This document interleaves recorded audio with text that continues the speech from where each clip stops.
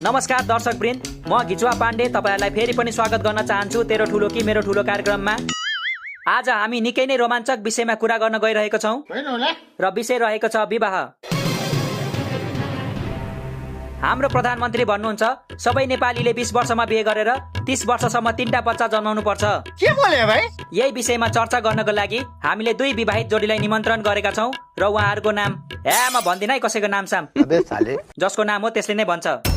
ओ पत्रकारज्यू, के तरिका हो यो? कार्यक्रममा बोलाएर बेइज्जत गर्ने हाम्रो? कसरी बेइज्जत भयो तपाईहरुको? मैले तपाईहरुलाई नाङ्गे राखेको छ र बेइज्जत हुन्छ तपाईहरुको?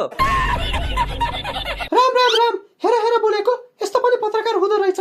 मन परेन है मलाई त। अच्छा, तपाईलाई म किन मन पर्नु पर्यो त? म तपाईको बुढा हो र? चाले तू बुढा होइन, त्यसरी छोडिदिएको छु। यदि बुढा भएको भए यसरी समातेर यसरी जगल्टा उकाल्दिन्थे। हैट, यस्तो बुढी हुनु भन्दा त बुढो कन्या बसेको ठीक। पत्रकारज्यू, इन्टरभ्यु लिने भए राम्रोसँग लिनुस् है, नत्र हामी जान्छौं। जाने भए जामाया घिचेर आमाया। कैसा लगा मेरा मजाक? तपाई जिस्केको मसँग इन्टरभ्यु लिने कि नलिने? लिने नि, किन नलिनु? तर सुरुमा आफ्नो नाम त भन्नुस्। अघि नै भनेको हैन तपाईलाई? मलाई हैन, जनतालाई भन्नुस्। तेरो ठुलो कि मेरो ठुलो हेर्ने हाम्रो प्यारो जनतालाई भन्नुस्। नाटकै हो। नमस्कार, मेरो नाम। 1 मिनेट, के भो फेरि? बसेर हैन, उठेर भन्नुस्। किन उठ्नु? मैले राष्ट्रगीत गाउन लागेको हो र उठ्नु? नाम पो भन्न लागेको त। ह्याट तेरिका, उठ्नुस् भनेपछि उठ्नुस् न। मेरो प्रोग्राममा आएर मलाई नसिकाउनुस् त।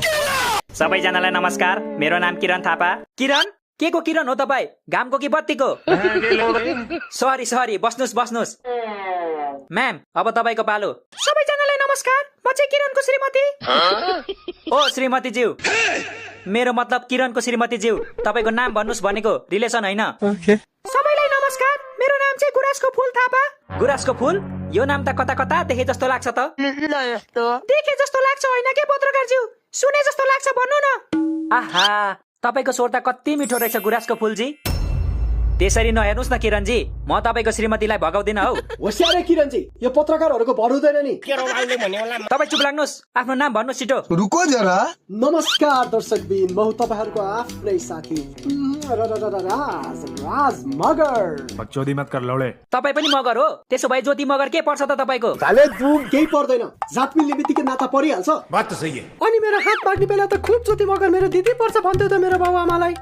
त्यो त मैले तिम्रो बाउको मन जित्नलाई भनेको नि। ज्योति मगरको नाम सुन्ने बित्तिकै बुढालाई काउकुती लाग्न थाल्छ, थाहा छ कि छैन तिमीलाई? बाउको कुरा छोरीलाई कहाँ थाहा हुन्छ त हौ? तपाई पनि कस्तो कुरा गर्नुहुन्छ भन्या? तपाईँ किन बोल्नु भएको? देख्नु भएन म मेरो बुढीसँग कुरा गर्दैछु? बुढीसँगै कुरा गर्नु थियो भने घरमै गरेको भए भइहाल्थ्यो नि। कि घरमा अर्कै बुढी छ तपाईको? ओइ किचुवा पत्रकार, जे पाइते बोल्ने हैन है। अहिले दुईटै फुट